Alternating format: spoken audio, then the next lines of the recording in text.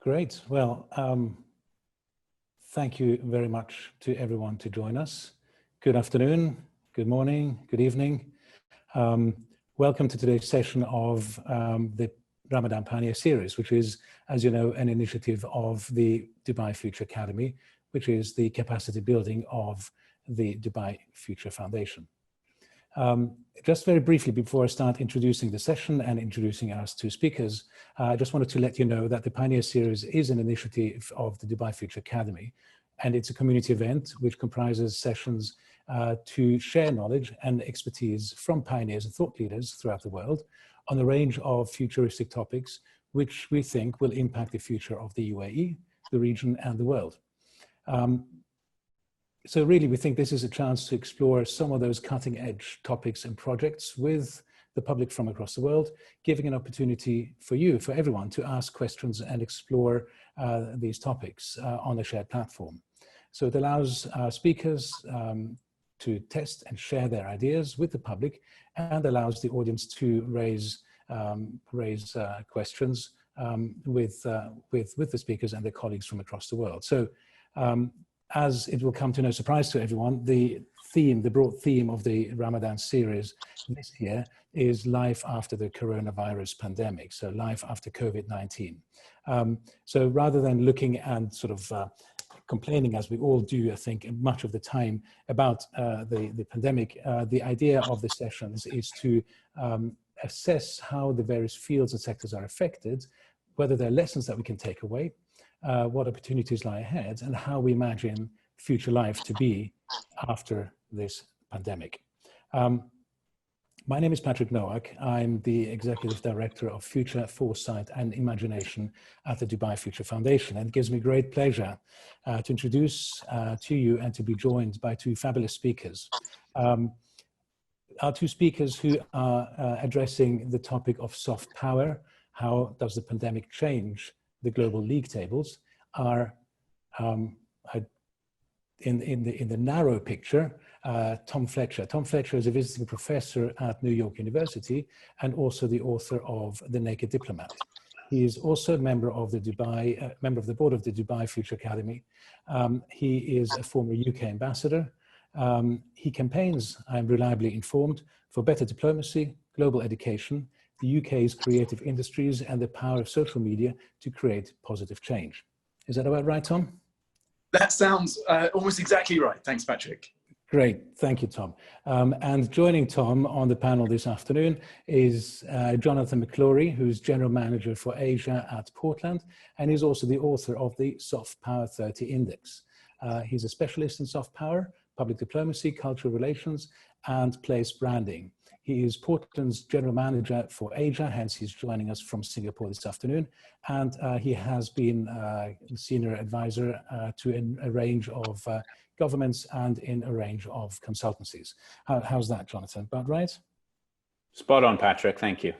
Wonderful. So before I get the two of you started and into this conversation, I'd like to thank the two of you to be with us this afternoon. And I would like to remind our audience that you can use the button at the foot of your screen to ask questions. So in the Q&A tab, you just fit in a question and we'll get to it as the session progresses. Also, we will be taking questions from social media, so they may not be showing up in the posts here. So we'll just make sure that we get everyone's voice into this conversation,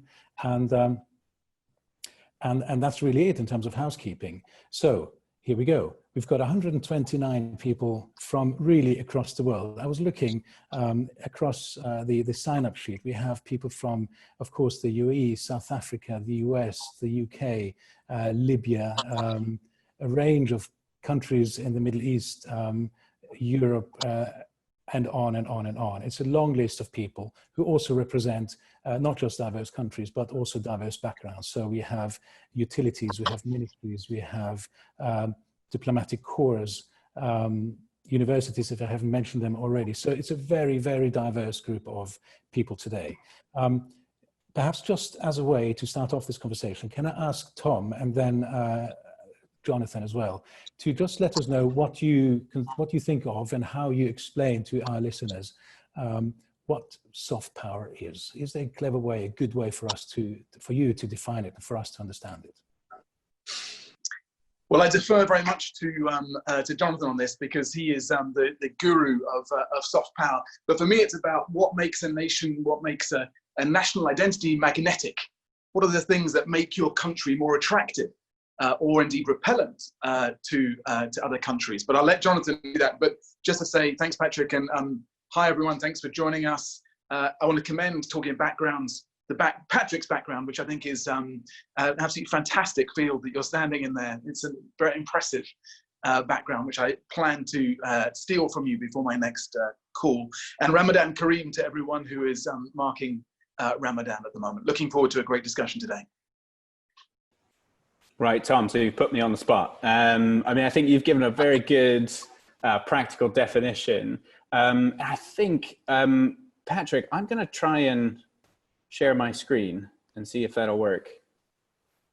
Does that work? Can you see it? Yeah. In the sort of full screen. Brilliant. So, yeah, so I run the Soft Power 30, which is a soft power index. It's a methodology for measuring, comparing the soft power strengths and resources of different countries. And so to give a slightly more academic definition of soft power, not to put our audience to sleep, but I always defer to, Tom will defer to me, I defer to Joseph Nye, the godfather of soft power. And he says that soft power is the ability to use attraction and persuasion to change the behaviors of other actors internationally, to ultimately to achieve some objective. Usually those objectives, when we're looking at soft power, are going to be objectives that are positive sum, not zero sum, which we'll get into how the world is moving more towards a zero sum posturing. But it's about working together, it's about collaboration. And so Joseph Nye sets out 3 pillars as the sources of soft power. And the first is political values, which we have to recognize there's a bit of inherent Western bias in his definition. And the political values he highlights are things like democracy and human rights and free speech, free press, so on and so forth.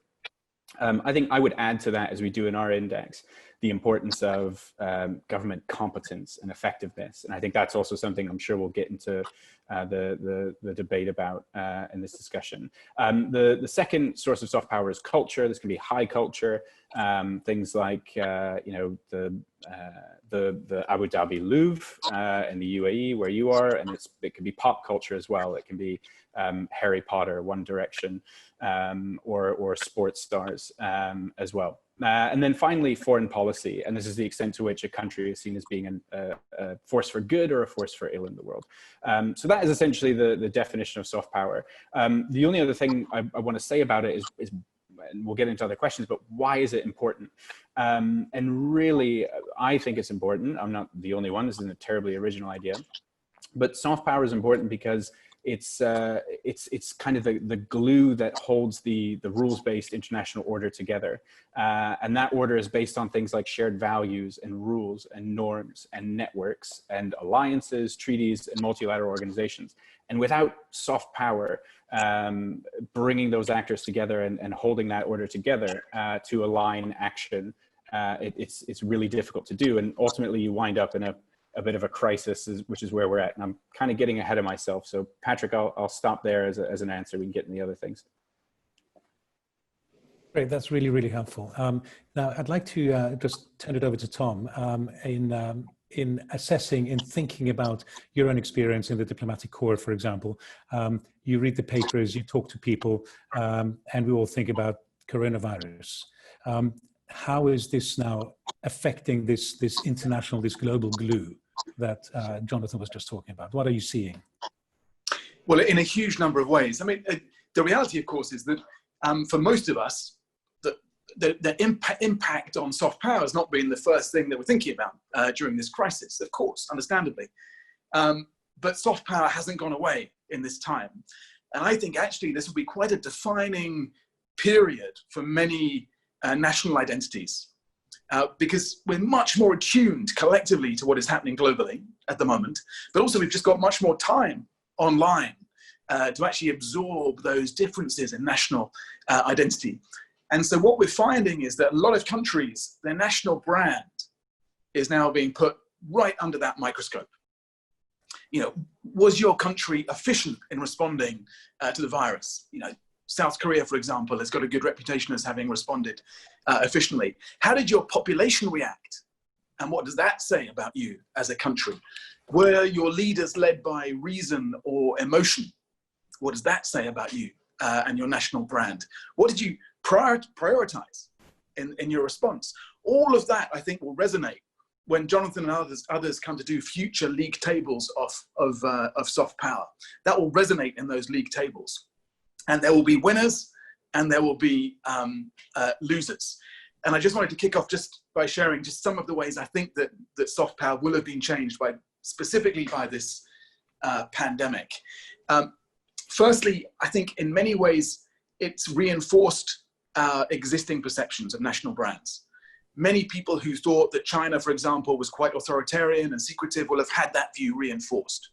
Some people who think that Europe is too libertarian, was too slow to curtail individual freedoms will have had that view reinforced. Where I think it will have most impact, though, will be on the countries that have defied the national stereotypes. So countries that we think of as quite competent, but actually haven't handled it that well. And I'm not going to single any out on this at this stage. Or maybe countries that we wouldn't have put up in the kind of Premier League, but who have responded very, very well indeed.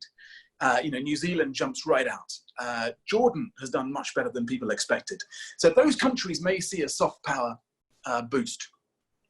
The second thing I'd say is that there'll clearly be a relationship between the impact on a country's hard power and on their soft power. So if you're a country that takes a disproportionate economic hit because of this pandemic, then clearly your soft power will take a hit as well.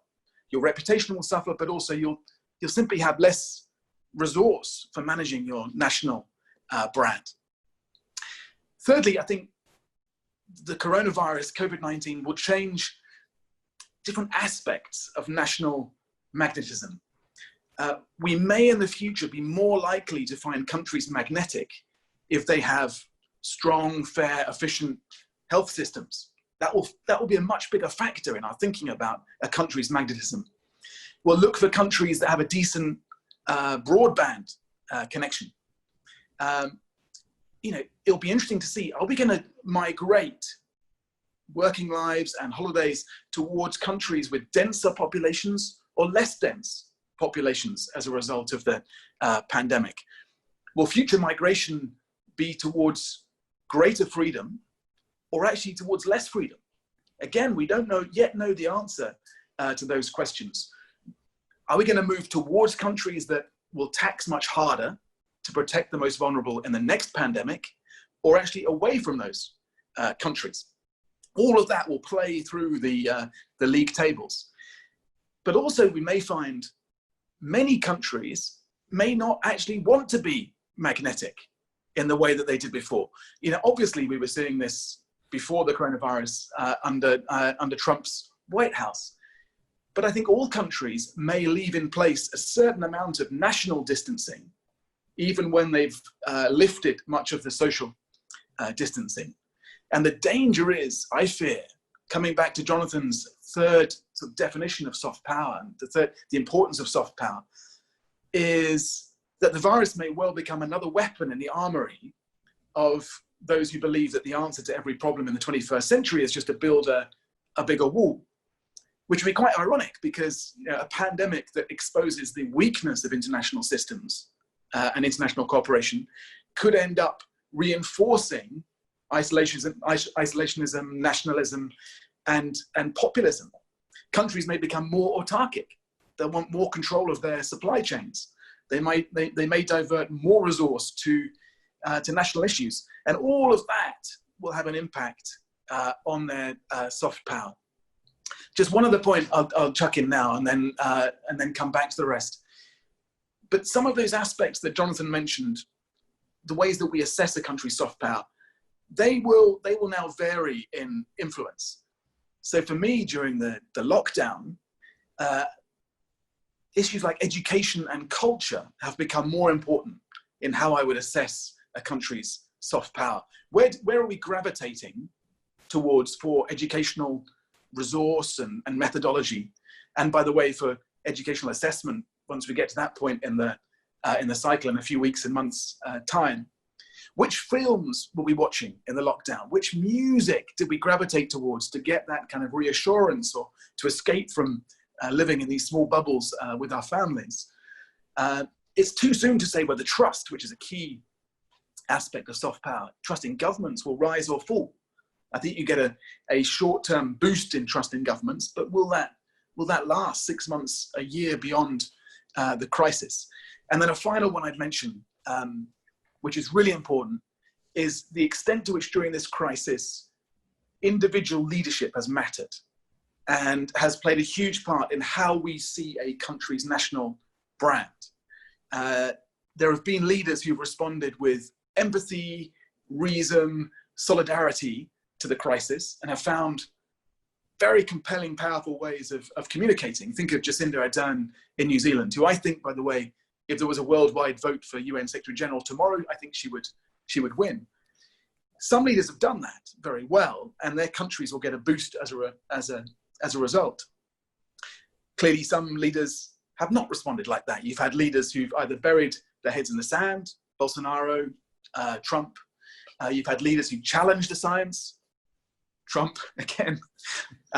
Or you've had leaders who've tried to scapegoat a country, normally China, for the virus, Trump again. So not all leaders have risen to the challenge. I'll stop there and come back to some wider points, but give you and Jonathan a chance to chip in. So thank you very much for that, Tom. It's fascinating because, of course, one of the beauties of having a webinar like this is to be thinking in ways that we may not have thought of before, and being able to bring in experts with different kinds of views. One of the things that just came through my mind, and perhaps others who are listening, is that more than at any time in my generation, coronavirus is the one thing that will determine a global brand, that will determine the way any country will be assessed right now and going forward. Very little else seems to matter. Previously, it's easy to say, as you say, where will I go on holiday? Well, I might go to a place which is beautiful, which is far, which is near, which is in the mountains. It has lots of different attributes, or is doing well because I'm interested in studying the economy or the social aspects. It feels as though before this crisis, there were a diversity of indicators, so to speak, against which one would assess the soft power metrics. But right now, is it fair to say that COVID is the one metric that people will look to as some soft power tables are going to be established or updated? Perhaps Jonathan? Yeah, happy to take that. I think the short answer is yes, absolutely. And it's the way that COVID response touches on a number of different things that I think are probably three main things. The first is just government competence. To what extent can a government respond to and organize the proper actions needed to clamp down on the pandemic and deal with it?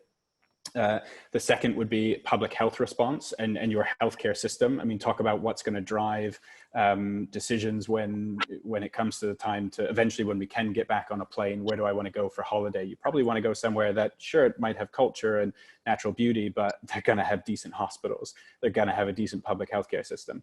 And then the final point is probably economic. And I mean, coronavirus, certainly in the US, I think the US has been exposed more than any other country in showing the weaknesses of that system. And Tom mentioned earlier about the countries that surprise, the ones that we think would be adept at handling the crisis. I mean, you look at the US healthcare system, it's an absolute mess, and it shows up the level of inequity in that system.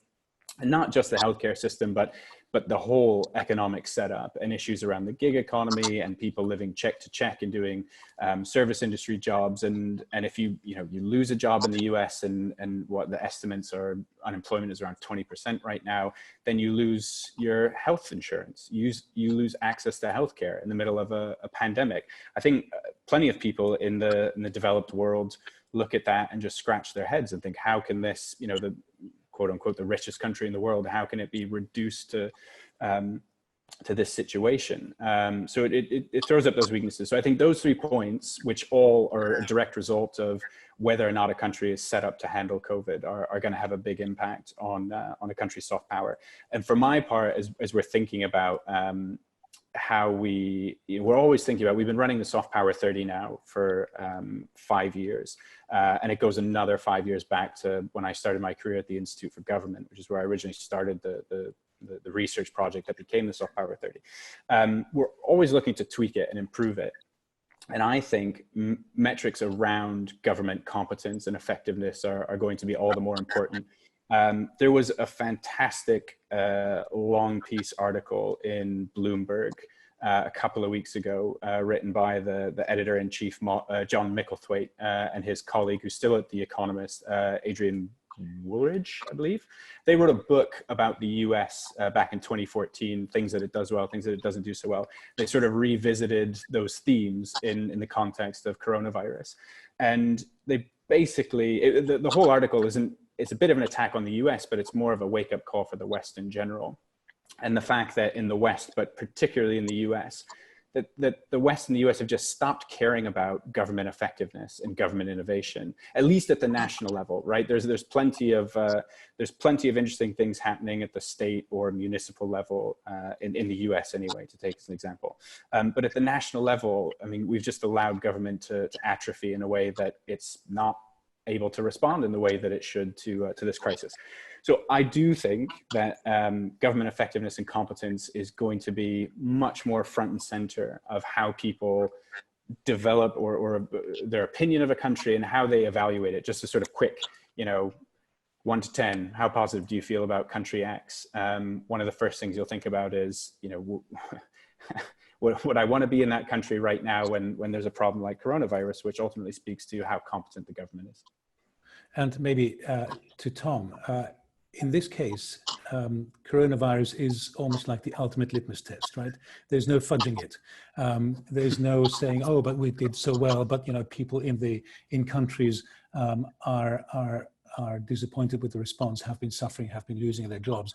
So it is, there is hard evidence for how effective a country has been, but also for how it has used to the best of its abilities all of the tools it has at its disposal. It has built, it has inherited, so how different administrations have inherited tools from previous administrations and what they've done with it going forward. Thinking of going forward then, what can we learn from this? What can we take from this? What would be your advice to individuals, citizens in countries that are responding very positively and in countries that are facing serious challenges in terms of the response? But what would be your advice to citizens and governments in terms of what could be learned from this coronavirus and how can they best make use of soft power, both internally as well as externally? So how is that affecting soft power and how can they make the most of the current situation? Because again, the situation cannot be tweaked. Yeah, I mean, so you're right, it's a real litmus test. And of course, it's exposed different weaknesses, existing weaknesses in different societies. There are some societies that have almost encouraged the growth of a very underpaid underclass. And it will be that policy which will expose them to greater risk. There are other societies, Jonathan mentioned the American healthcare system, that have underinvested in healthcare for ordinary citizens. And it's that's left them very exposed. So, different people will have to draw different lessons. One worry I have is that a simple and an easy conclusion for people to jump to will be that countries with less liberty responded more effectively. Now, there are aspects of this crisis where that would be true. It's far easier to basically have a directive come down from a more autocratic leader and people obey it. Sometimes you need a moment like that in a pandemic. It doesn't mean automatically that autocracy is the answer to every problem we face in the 21st century. And so I hope that people don't assume that less individual liberty is the answer to future pandemics. But it's interesting, you asked about individual citizens, and I think it's a really good thought, and it's something that we should all be reflecting on. And we will all come out of this crisis different people. That's the reality. But I'm still optimistic, actually. I think we'll look back and see this, particularly those of us who haven't had to be on the front line, really kind of taking on the virus. I think the rest of us can look back and see this as a time when people properly committed to new ways of, new sources of energy, new ways of caring for the most vulnerable. I think there will be incredible books and songs and works of art created during this period that will look back on it almost as a renaissance in creativity. That will be a source, by the way, of new soft power in the future, all that creativity. So all that for me is quite positive. The challenge for many of us has been that the pandemic has asked us as individuals to do nothing. If we're not out there on that front line, the best thing we can do is to sit here and do nothing. But I hope that people are storing up the kind of energy and ideas to get back out there afterwards, because that ingenuity and creativity will be so vital. And so I suppose my advice is, we hear a lot about stockpiling and sanitizing and washing hands. I hope that people will stockpile some compassion for those who've been hardest hit by this crisis, the most vulnerable, who now and tomorrow will be the people who bear the brunt of this crisis. I hope that the sanitizing that we do is to sanitize our political debate of a lot of the xenophobia and selfishness that has characterized the response in some quarters, and which was already there, brewing away, bubbling away, corroding our politics before the virus. But also that we choose not to wash our hands of all the huge global challenges that we'll still face on the other side. There's a danger that we become so obsessed with the immediate and the urgent that we don't give proper attention to the long list of other global challenges, including, by the way, the next pandemic, which is still out there. That's a very nice set of lessons that we shouldn't just, the sanitizing, the hand washing. I really love that comparison. It's very helpful. Can I ask Jonathan for your reflections on the question, on the point of the litmus test, on what do we make of countries, and what do citizens are going to make of their own countries? So, and what can we learn? What can we as citizens of countries learn? Yeah, so I was really afraid when we set this panel up. The biggest problem was going to be that Tom and I agree on too much, and that there wouldn't be enough debate. And I haven't yet. I'm sure there must be something, Tom, that we'll be able to argue on. Yeah, but I can't argue with much of that. And just to pick up on the, I think there is the debate that I'm worried about. We look at different types of government and levels of liberty, and is this, are authoritarian states naturally set up to deal with this more effectively? But I don't think that's the case at all. And to build on what Tom said, I mean, I think the countries or whatever you want to call it, a self-governing territory claimed by China, I refer to Taiwan, of course, those countries that are highly competent and effective, but still democratic, that have done really well. So Taiwan, South Korea, if this was a couple of weeks ago, I would have added Singapore, New Zealand, Norway.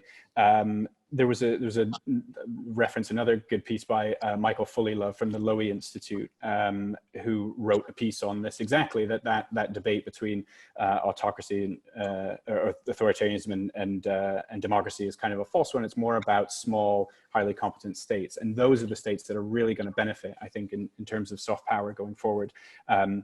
Those small states that sometimes they struggle to cut through, right? Because they're ultimately small, even though they have lessons to teach other countries, particularly around, you know, how to properly run your state and public sector innovation and things like that. I think there'll be some real soul searching in larger countries to think, how do we take the lessons from smaller states that are very well run, that usually we brush aside as, well, they're small and that's why it works. They sit in that sweet spot of population size.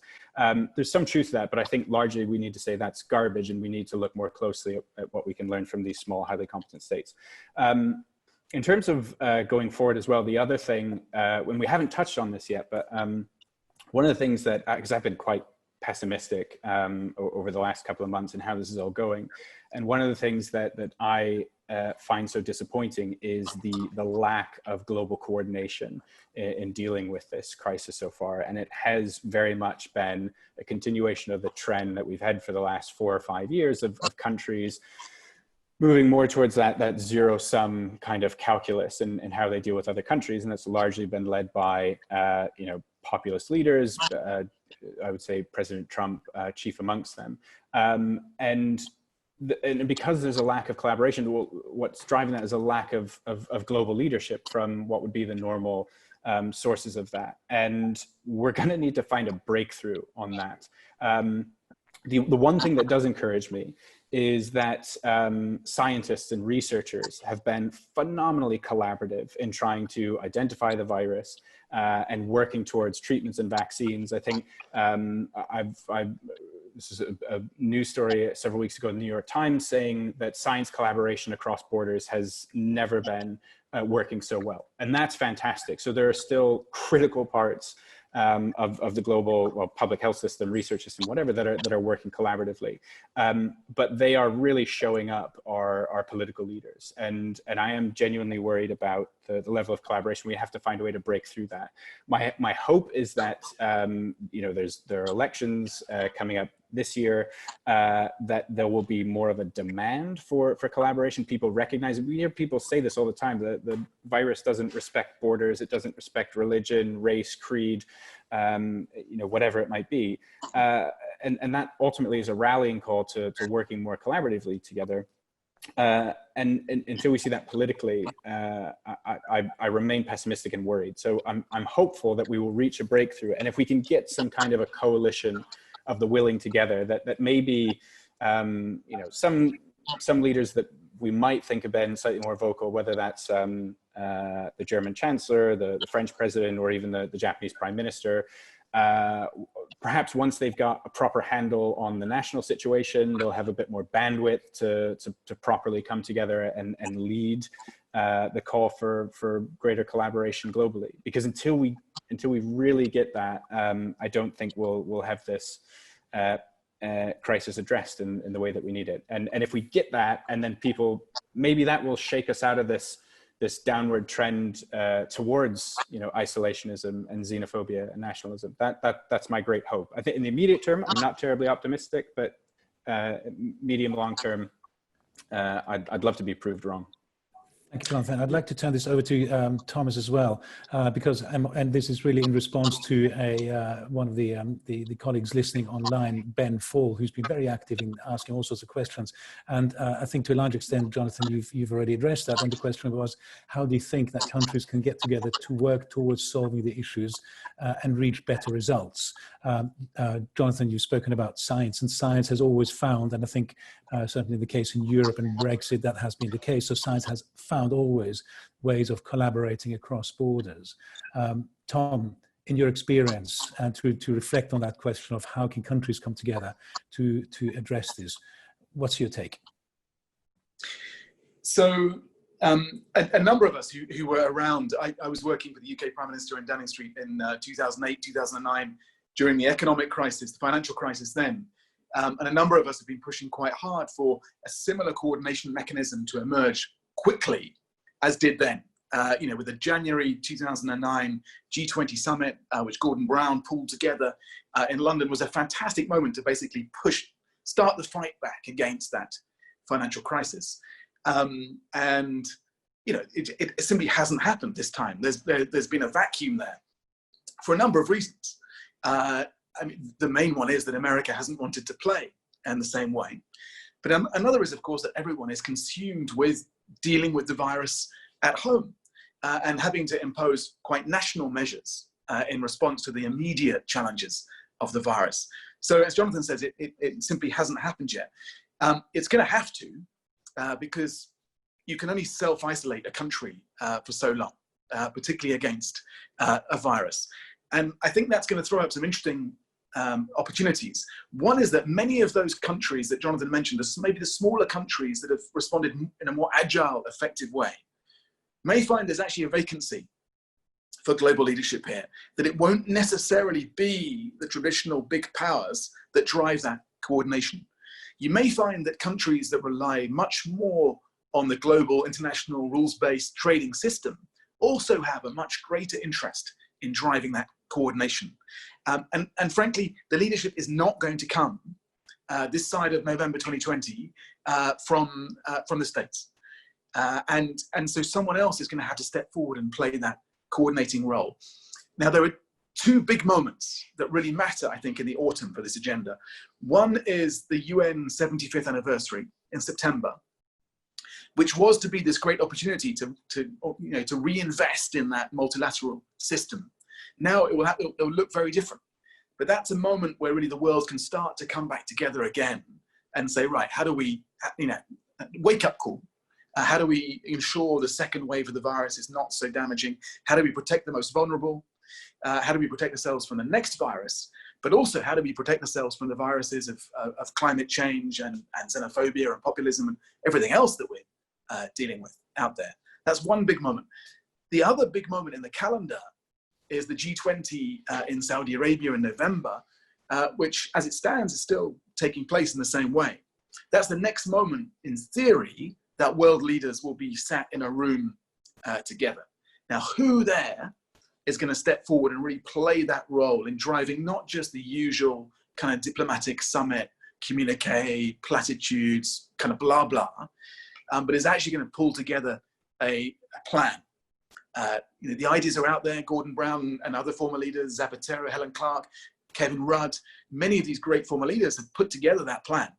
You don't have to take that exact plan, but at least the ideas are there. And the G20 in November, I think, is the moment to try to do that, because the challenges ahead, from climate change to conflict to automation to future pandemics to genuine equality of opportunity, they all require us to work much more closely together as countries and as human beings. Maybe, who knows? And this is me maybe being over optimistic, but COVID could be as big a boost for the international architecture, rebuilding that international architecture, as World War II was in the first place when it was built. You almost need a crisis on this scale to generate the energy in the system to rebuild that international architecture. This is a great segue. One of the anonymous attendees here, that's what they're called, and I think it's kind of a pen name. Can smaller countries take the lead to create something similar to the G20? So is there any space, you think, for smaller countries that have been very successful at responding to this pandemic to create their own grouping and move away from the existing very large established groups and set their own global agenda? I guess this is very much a radical proposal. But it's very much in line with what you have just mentioned, Tom, about a new world order, a new structure, a new power structure. And I guess with COVID, such opportunities might present themselves. So either Tom or Jonathan. Oh man, well, Tom, you've inhabited that world. I'll just say, so you're a better place to answer that. I'll say I would love to see it. And I think there are somewhat similar examples. I think the problem is that a lot of them are not terribly well focused. So like maybe you could say the non-aligned movement was kind of that, at least. It was trying to remain outside of the main power blocks, but it was covering everything. Whereas if this was something quite specific around how we deal with COVID-19 pandemic, maybe, but Tom would be better placed to answer whether or not that's actually plausible. Yeah. So there are lots of different bits of geometry here, and the world tends to be divided up into regions, and so you have regional groups, GCC, ASEAN, the EU, and others. I don't see those as the most agile groups in either responding to the pandemic or in rebuilding the global architecture afterwards. I think it will have to be much more on coalitions of the willing. We need much more agile, fleet-footed groups to come together around specific issues. I mean, I think maybe small, large states is not the way to think about it. I think there's a far bigger role, and Jonathan and I both live in these places, for island states, for places that have a lot of coastline, that have because they're on the sea, they have that more outward-looking approach to the world, and in many cases, like Abu Dhabi, like Singapore, but there are many other examples, rely very, very heavily on this international trading system that we've constructed.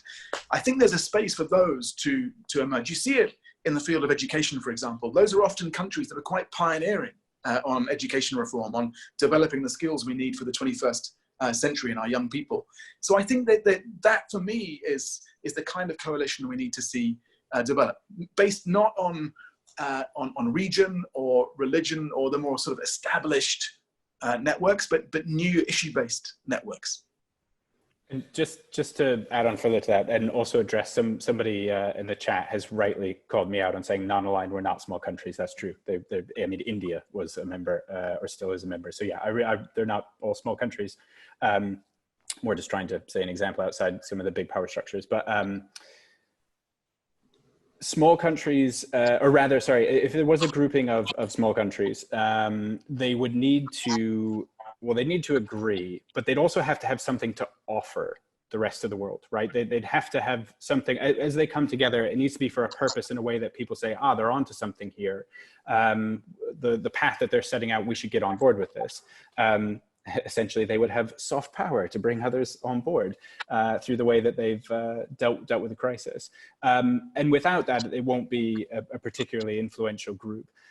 Because there are, and I have to claim ignorance, but I know that there are different international groupings of other small island countries. In fact, I think there's a particular grouping that Singapore, strangely, is a member of. And because of some strange classification. But I don't think anyone really pays attention to that particular group. So it would have to be a group that can come together and offer something to the rest of the world to get cut through, I think. But I certainly like the idea. I would love to see that, and think New Zealand would be a great place to start to try and lead that. Just to change tack slightly, I'm seeing really fascinating questions here on the Q&A. I don't know if Tom and Jonathan see them as well, so I'm scrolling through them.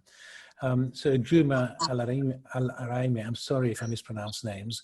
Juma wonders whether this is a time, so during the pandemic, whether this is a time for us to reflect in terms of humanity, i.e. think of politics to promote peace, direct resources and tech to serve education and development and healthcare, for example. So it's really asking a question around some of the structures that are needed to respond in the very first line to the pandemic, but at the same time to set up the systems for the future to make sure that, as Tom has mentioned, there will be another pandemic at some point, that the world, the countries are going to be better prepared because the focus had been reshifted towards something that is going to ensure social, societal sustainability. Is that happening? Is that a thought that we really ought to promote? I think it certainly is. I suspect that a lot of governments are too constrained by the initial crisis response. Moving people around, getting the right equipment into hospitals, all those sorts of things, to have really had that thought. And so it's particularly important that the rest of us are thinking in that way and are creating the sorts of conversations that will put the right kinds of pressure on our governments as they emerge, sort of blinking into the sunlight after this crisis. I think there are a really interesting and important aspect of the response so far, and this will have a big implication for soft power, by the way, is humanitarian diplomacy. And you're seeing already several countries move quite fast to redeploy resources, humanitarian resources, international aid for countries that are struggling to deal with the virus and who will struggle in the next phase much more to deal with the virus. And so I think there's a lot of soft power there. You know, doing that in a fairly visible way, demonstrating the impact, will generate a lot of goodwill to those countries. You know, China kind of went for it, you know, as they started to emerge from the virus, they went for quite a bit of that. And there were some real big breakthrough moments where they were sending equipment to Italy and so on. And it kind of petered out a bit. It didn't work so well for them. But I think that's a real test for all of our countries is, you know, are we not just protecting ourselves, but actually protecting those more vulnerable than us? Because if we don't, then we're not protecting ourselves. And I'm glad as well, Patrick, you mentioned education. I really hope, and it's a separate conversation for another day, but I really hope, and in fact, I think one of the future sessions that the Dubai Future Academy is having is looking at the future of learning with Isabel Abul-Hul and with Maisa Jalbout. It'll be a great conversation. I really hope people reflect on the future of learning. What is it that we really need to teach our kids in order that we thrive and survive in the 21st century? And all of us who've been more involved in education through homeschooling in the last few months have had to reflect much more on how do we pass on the best of what we've learned from our ancestors and those who've gone before us to our descendants. And I really hope that's a reflection that this virus will actually have helped to accelerate. Jonathan, did you want to come in on this? Yeah, probably just again to reinforce the points of Tom's that I agree with. So Juma, I think it's a great question. I do think governments are just too wrapped up. There's no bandwidth to deal with this right now. But I would hope the idea of you know, never wasting a good crisis is heeded. And when we finally have time to reflect on what's happened and how we make sure it doesn't happen again, that the global governance in general is rethought and retooled, because clearly it's not getting the job done right now. So I certainly hope it's taken as a 1945 moment post World War II, that we can revisit the whole of global governance architecture. I think there'll be demand for it. I mean, I think people will be interested in it in a way that they wouldn't have been well, probably maybe since 1989, I suppose, since the fall of the Berlin Wall. So I certainly hope so. It's interesting, right? Right now we live in a time where all of the inequalities, the divisions, the challenges that have been present in our countries for decades are put in very stark relief. And so we just see them. They're right there in the open. And it takes a crisis, a global pandemic, like a viral pandemic, for us to realize and sit up and take notice and attempt to do something. And in fact, the future of the countries will depend on how well those gaps are bridged and addressed. Why has it taken so long for so many countries to be able to do that? And again, thinking in terms of soft power, why has it been accepted for so long that other countries do that? So in other words, has soft power suffered the soft power of some countries suffered because of the way they treat their citizens, or the inequalities within countries? And if not, why not? And how is this now changing? Or is it just my impression that COVID really puts us in very stark light? So I think what we're seeing is, you know, people naturally are feeling much more compassion than they would under normal circumstances, and that comes from, you know, that very real fear of death and of losing loved ones. It comes from the fear of the impact on our community. In a strange way, we're more isolated, but we feel more together than we did before the crisis. I think it will take a little bit of time for politics to catch up with that. And what we've seen in the last 5 years is, you know, obviously is drift towards this more political polarization, particularly in the West. You know, those of us, Jonathan mentioned 1989, many of us, you know, who were studying in those days were told that this is the end of history. You know, the Berlin Wall's coming down, history is moving in one direction. And it takes moments like this to remind us that that's not the case, and that there are values and ideals that we still have to really fight for. And one of those, I hope, that comes out of this will be that we have to create more more winners from digitalization and globalization, the opening up of the world, and better protect those who've been left behind so far.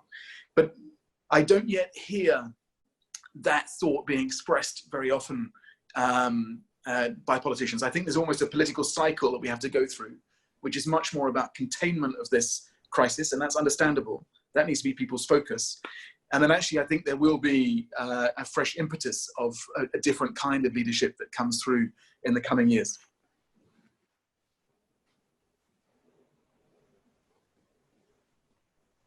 Oh. I need to unmute myself, and that will help. Let me ask you one thing that has come across in a couple of questions, which I now sadly cannot find. All of this, the calculus around the pandemic is going to change if and once there is going to be a vaccine. What are your reflections in terms of soft power and vaccine, both in terms of vaccine development, vaccine distribution, vaccine availability globally? Is there a reflection to be had around that? Yeah, I mean, there's definitely a race on. Again, I think science collaboration, research collaboration is just working towards advancing the science to get it there. But I think geopolitically and soft power wise, there is a massive prize for whatever country develops that vaccine first. But even the country that develops it first, then there's a potential hazard of a serious own goal if they're quite selfish with it, right? That would be a disaster. You can imagine all kinds of situations where, particularly if it's a private company in one particular country that then doesn't want to give it out and ramp up production fast enough, that would be an absolute disaster. So hopefully it's a situation where whatever country develops it, then immediately makes it available to any and all institutions, organizations, producers that can quickly manufacture it and roll it out, and it's a big win for that country. But you know, there's that potential own goal situation. I did see a question as well from somebody around what do politics look like if there is no vaccine for the foreseeable future? And I don't even know why I'm bringing it up, because I have no good answer to that. That would be absolutely terrible. I mean, I imagine it would be a sort of running version of what we have now, and an absolute and continuing fear of outsiders and travel and a ramp up of xenophobia. So hopefully we can get a vaccine sooner rather than later. So huge prize for whoever develops it, as long as they handle it right once the development has come to fruition. Yeah, I agree. I mean, I think if you look at the way that a country's creativity and ingenuity plays through its soft power, through its national brand, it's incredibly powerful. I mean, when I was in AMBO, we would make a huge deal about the way that Britain was this place of great kind of ingenuity and tech development, and we're on the front line of digital breakthroughs and so on. Imagine, we will know, in the way that we know the names of Alexander Fleming and Louis Pasteur, we will, the people who, get the credit for this vaccine, we'll know their names in 200 years' time, long after we've forgotten the names of almost every political leader around now. So that will have a huge knock-on effect on a country's credibility. Just as we'll know the name, of Tim Berners-Lee and as the guy who invented the World Wide Web, long after we've forgotten the name of whoever was Prime Minister at the time. But Jonathan is exactly right, that like Tim Berners-Lee, whoever then comes up with that vaccine then has to say, this is for everyone.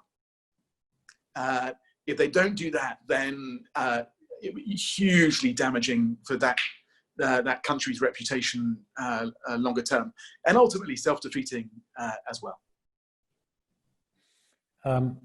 Does it though mean that well, of course, almost by definition, soft power is quite fluid.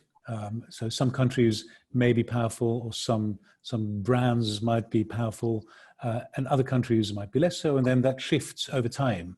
And it almost feels as though we are in such fluid times right now, because the virus poses its own threats for individuals, for the health system, for the economy, but then the way that each of those issues is dealt with So not just the health aspect, but how the economy, so how the economic fallout from the pandemic is then dealt with, will also determine the soft power of those countries.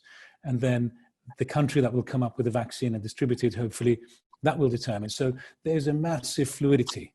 How predictable is it then that countries will gain or will be more powerful come December 31st of this year?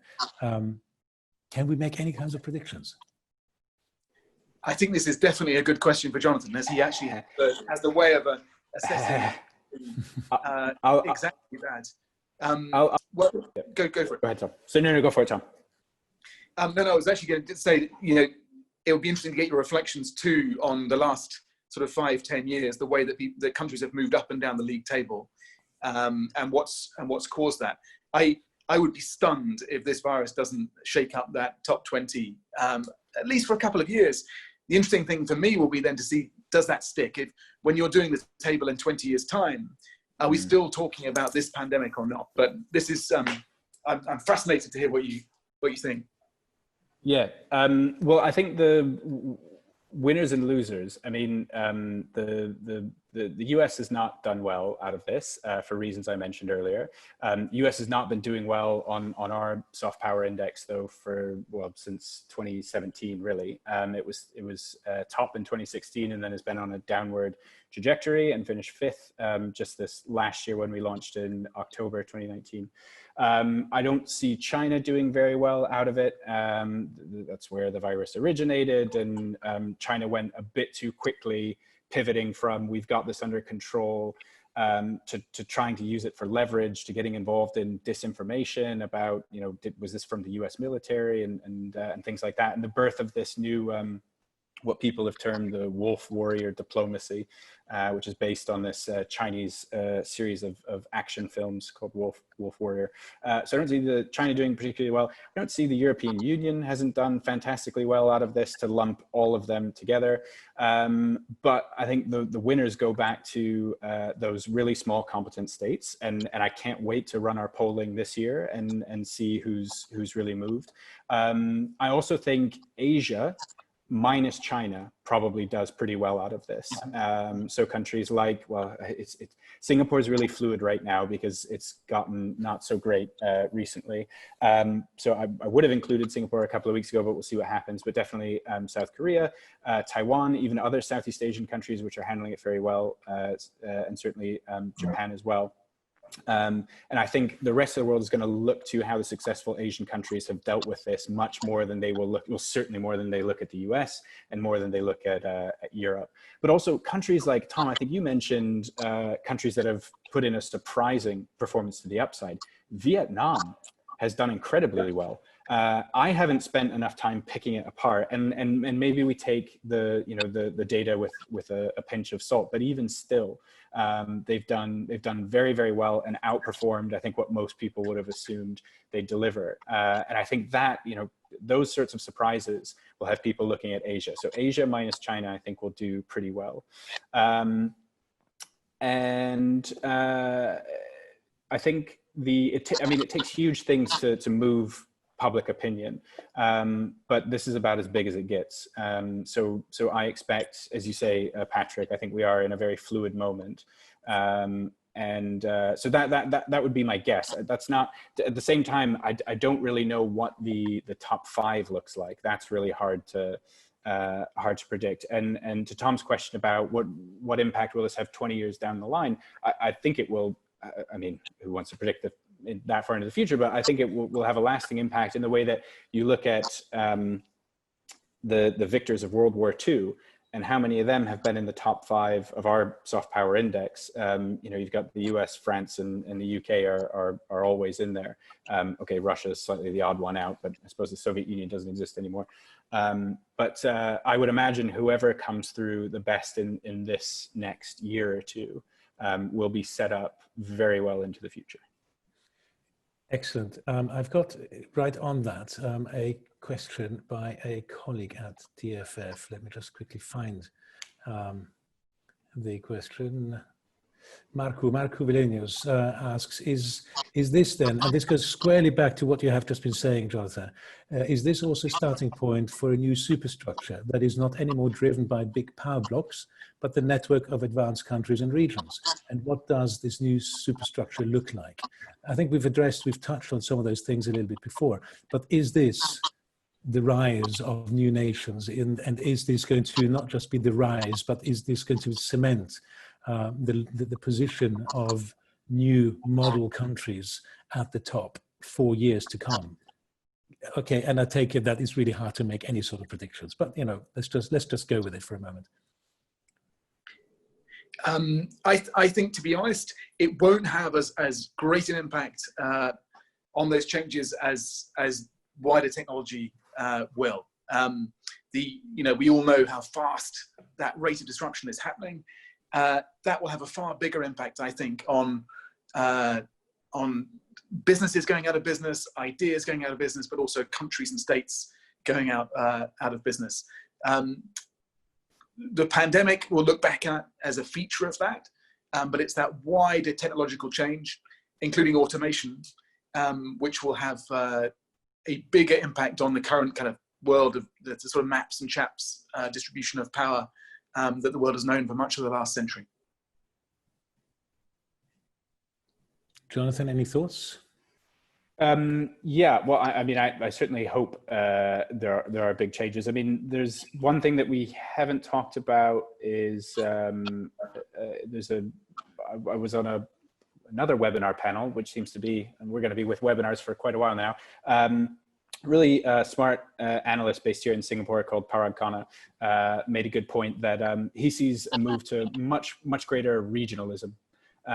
So you'll get blocks of countries that will collaborate, but in the absence of, I think, a proper rethink and restructuring of global governance, it'll be about regions and regionalism. And I mean, I think any collaboration is better than what we've got so far. So maybe that's a first step towards finally getting back on track with global collaboration. I'm aware of time. It's 5:30. We've been on this call for an hour.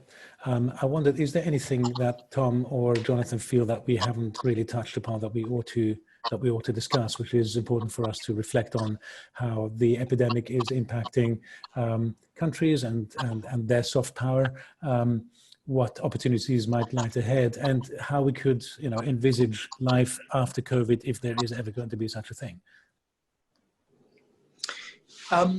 So I just chuck in one extra thought on the craft of promoting soft power, which Jonathan and I and many of you on the call will be involved in and think about quite a lot.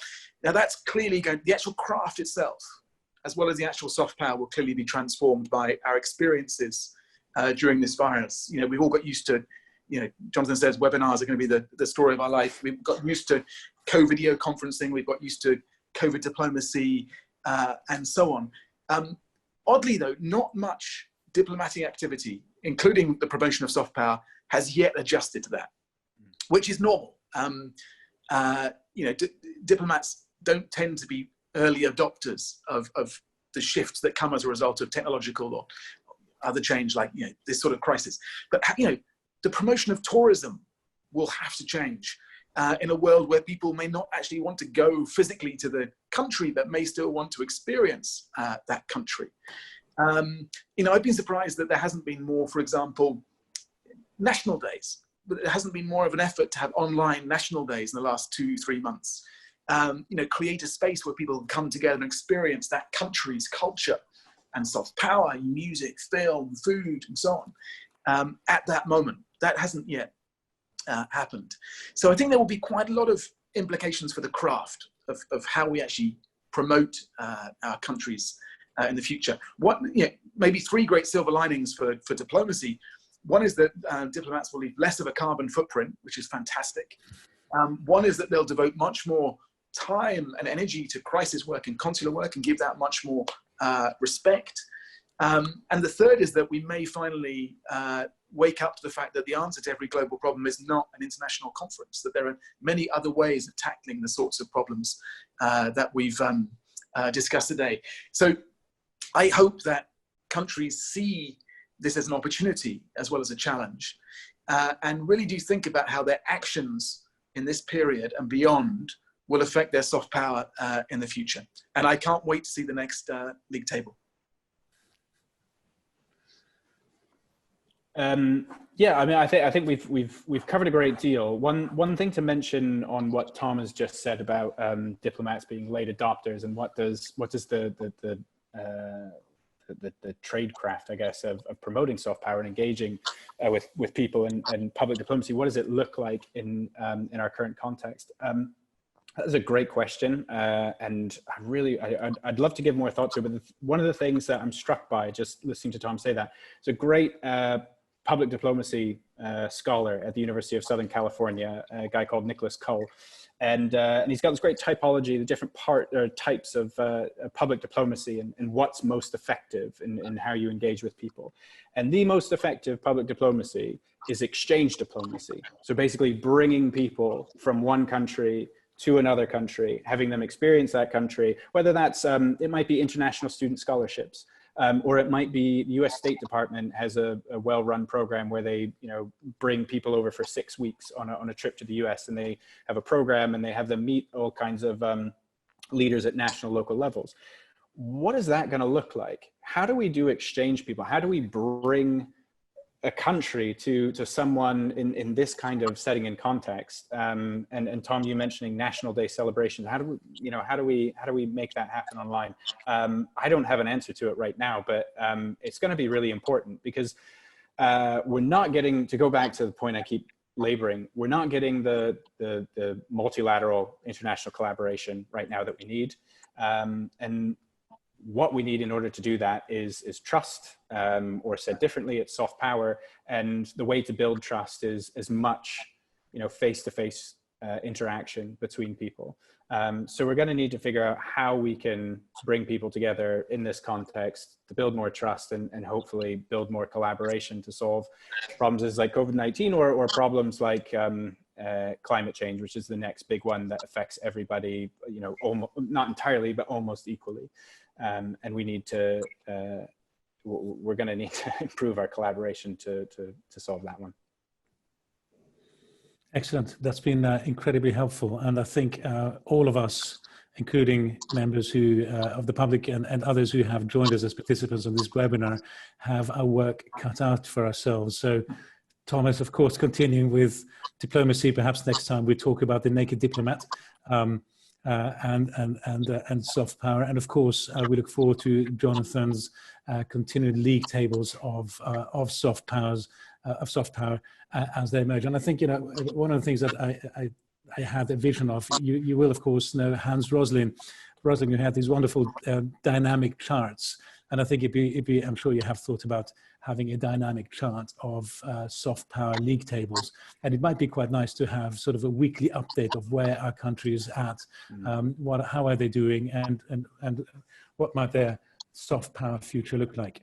And of course, we will have our hands full at DFF to carry on providing COVID-related Pioneer Series talks. So with that, I apologize to everyone who has been providing us with really interesting and insightful questions. We couldn't get to all 57 of them, but I hope that everyone will have found it nonetheless. We still have over 120 people signed on, so I think that's a pretty good sign. So thank you to Tom for making the time. Thank you so much for Jonathan for making the time.